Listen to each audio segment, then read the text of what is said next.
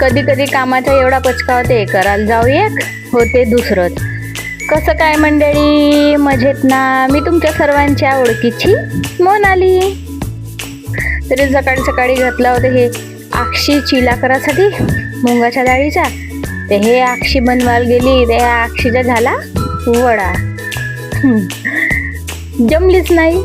तावा गरम नव्हता झाला की काय तर माहित नाही, जमलीच नाही. तर मग हिचा झाला वडा. मग आता का म्हटलं अक्षय तर राहू द्या, हा खाऊ द्या वडा, म्हणून वडा खाऊन घेतला. मग गेली दुसरं काम करायला. हे दूध उतूही गेलं, फाटूनही गेलं. मग आता का करू म्हटलं ह्या दुधाचं, न पनीर बनवून घेतला. पनीर बनवला.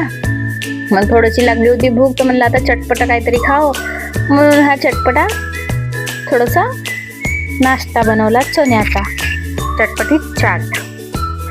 मग दिवसभर खाली पिली, असा वेळ नव्हता जात. मस्त आमच्या गावातल्या बाया चालल्या मस्त रोवाले, कोणी चालल्या निंदाले.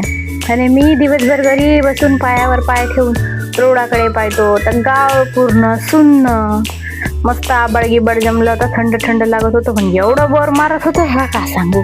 मग तेवढ्यातच दिसली माझ्या पोराची गाडी. तर मला असं वाटत होतं या गाडीनं याव मस्त फिरून, असं वाटलं खूप दूर लॉंग ड्राईव्हवर जाव.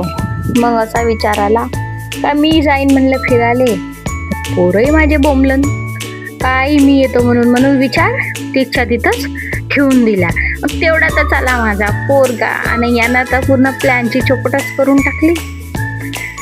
म्हणते हे घे म्हणते गाडीची चाबी, मी चाललो म्हणते फिरायला. गाडी पलटवली ना निघला आपला. चला मग भेटू उद्या.